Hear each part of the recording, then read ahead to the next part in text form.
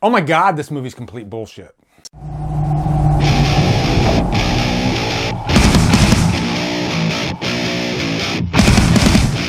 Voyagers stars Colin Farrell, Tye Sheridan, Lilly Rose Depp, and is directed by Neil Berger. What's up, guys? It's time to review a brand new 2021 review. I actually got to go to the theater to see this one, which was really nice. Going into this, I saw the trailer for this movie Voyager, and I thought, that looks really interesting. Visually, it looked like a movie that was very creative, maybe like Neon Demon. It looked like they were trying to play with what happens when a bunch of youths are on a ship, in space, and what happens when they are let loose and set free. And from the trailer, it looked like it was, the gloves were going to be off and it was not going to hold back. By the way, I didn't know that this was PG-13 going in, so yeah. I have nothing against PG-13 movies. There are plenty of great PG-13 movies out there, but I think that's one problem with this movie. I think it should have been R, because with the scenario they were presenting, what's the point? But anyway, I'm getting ahead of myself. Quick plot synopsis. As we all know, Earth is starting to go to shit. And so this crew, led by Colin Farrell, they're going on this 80-year mission. They literally grow these people on the ship. And so by the time they get there, 86 years later, they're going to be 86 years old. And they will have already had children of their own. And they're giving them this like blue juice to kind of control their impulses. And so a couple of the characters on the ship, Chris and Zach, they decide to stop taking the blue juice. They don't want to be controlled. And I buy that. That's interesting stuff. And so once they stop taking that, then they get a little bit more emotional, a little bit more impulsive, and they can make rash decisions. And so Colin Farrell has to deal with this because he's not a bad guy and he's not going to be upfront with everything. I think some things they need to know, and some things at this point in their lives, maybe they don't need to know. And so he doesn't really divulge all the information about the drink that they're having. And he kind of plays a lot of different roles in this because he's really the only adult on the ship. And so he acts as like therapist to them, father, mother, like everything. And so first off, I guess jumping into the good, I liked Colin Farrell in this. He's a really good actor. I was behind what his character was trying to do. And there's a moment in the movie where he is challenged, and then there's kind of a takeover, and I'm being very careful with the spoilers here because I don't want to give too much away. But let's just say at a certain point in the movie, the focal point is beyond him and onto the children or the young adults. This really is kind of like a young adult type of movie. The director of this directed Divergent, and it kind of fits into that wheelhouse. I think Divergent's a better movie than this, though. There's a scene in the trailer where Zach, who is kind of the baddie of this movie, he's the bad boy, and he's just very selfish, very self-serving, and wants to control everything. He's devious. And there's a scene in this movie where I was just like, that's complete bullshit, where he walks right up to Lilly Rose Depp, who is actually Johnny Depp and Kate Moss's daughter, and he just grabs her boob, right there in front of everybody. And at that moment, I was just like, really, would this really happen? Because these are a bunch of young adults. They've grown up together. They've gotten to know each other. And would he do that right in front of everybody standing right there? No, the scene was just way too much for me. I was like, this is stupid. And plus, he's supposed to be smart, so I don't think a smart bad guy would be that stupid to do something like that. But at a certain point, this becomes like a Lord of the Flies in space. And, they have to kind of come up with their own rules and work out these difficult situations together and really form a society and have a leader. And Chris takes up that mantle, but he's constantly at odds with Zach. And I bought all that stuff because it's not easy being a good leader. And you are constantly tested.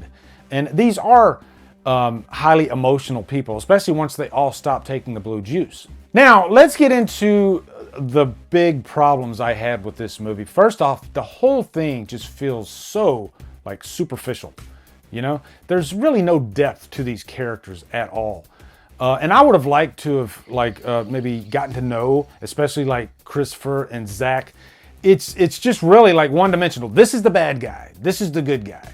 And we don't really get into why they become that person, And you can do that. I know that they all grew up on the same ship, but, you know, this is at, I guess, 18 years of age for them. So that's 18 years of life that you can kind of jump into and find out what makes that person tick. I like to know why the bad guy is the way he is. Unless he's like Michael Myers, and, you know, that's just a type of character that the mystery adds to him. Zach is not that type of character at all. He's kind of just a douchebag. And I think, I'm not going to blame the actors in this movie. I think they do the best that they can, but it's just a weak script overall. And maybe there was an original version of this script that was a lot more fleshed out and a lot longer. And I would definitely give the director and the filmmakers the benefit of the doubt. Because a lot of times these movies, because of budgetary reasons or whatever, they end up feeling kind of hollow and stripped out. And that's what this movie felt like. It just felt very hollow. Also, can I talk about like extras? Because the funny thing about dealing with extras in movies is you have to be careful, because this is a movie where you only have a few of the characters actually have speaking roles. And when you're highly outnumbered with extras that don't have speaking roles, what they're doing in the background can kind of stick out. And that's what I was noticing. Like, I'm that type of guy where I'm watching a movie, I tend to like, what are the extras doing in the background? You know, I don't know why. Maybe it's because I've been an extra in movies a few times. And so sometimes I think the extras can make a movie hilarious because they just don't know what to do in the background. And so that's kind of like what these extras were doing.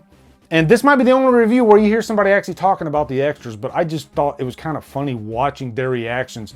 You know, they can't speak, so they come off as just so one-dimensional, and they're all just completely followers.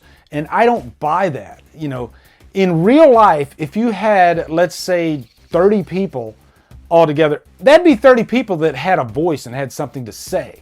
But when you have, you know, only 10% of that 30% actually talking in a movie, the other 90% kind of sticks out a little bit, you know? It kind of sticks out like a sore thumb, and that's what happens in this movie. I found myself like saying, he would say something. That guy would literally, there's no way that guy would be just like, okay, I'm just gonna follow him. I'm gonna beat this guy up just because this guy told me to. No way, no way. I thought it was just really stupid. Also, I think the moral of this story, and it's not supposed to be the moral of this story, is that young people need to be sedated to be good. That's the moral of this story. And I don't think that's originally what they wanted it to be, but as soon as they didn't take the blue juice, then they all became crazy. And so the only fix for that is to make them drink the blue juice again. No, not really. The fix for it is for them to figure out how to actually work together, to become a leader that doesn't micromanage everybody. That's the actual point of the movie, but it just doesn't come across that well, I don't think. Plus, I mean, this is a movie in space. And how does every movie in space end up taking out their bad guy? I'm not going to spoil it for you, but if you really think about it, you'll probably come up with the answer, okay? That's all I'm going to say. And also the set design, pretty much a couple hallways and an open bay area and some LED lights. That's all you need for a sci-fi movie, I guess. Now, jumping back to the PG-13 rating, this movie needed to be an R rating, okay? And it needed to have a better script. Because, like I said, what was in the trailer looked interesting. And, you know, these are kids just learning about sex with each other. You give a director like, say, Paul Verhoeven this script, and he's gonna give you something that kind of pushes buttons. And I think this is the type of movie that needed something like that, you know? Needed to push the boundaries a little bit. God forbid, memorable. Because this movie is going to be forgotten in a week. Seriously, it will go into the ether. It doesn't stick out as a great sci-fi movie. It doesn't stick out as a great drama. It doesn't really push the envelope at all, so it's not controversial. It's just nothing. Complete waste of time. I'm not going to give it a Looped in Hell because the actors do the best they can. I think there's some good ideas there. I think they're going for something interesting. It just doesn't land at all. So 2 hours lost. That's what this movie gives. It gets a 2 hours lost. So anyway, guys, give me your thoughts on Voyagers if you watch it in the comments. Also, be sure to come over to Killer Flicks where we talk horror all day and every day on Fridays. We do Free for Fridays. Follow me at Drumdums on all my socials. Support me on Patreon. Buy me a coffee. Anyway, guys, thank you so much for watching. Have a great day, and Drumdum out.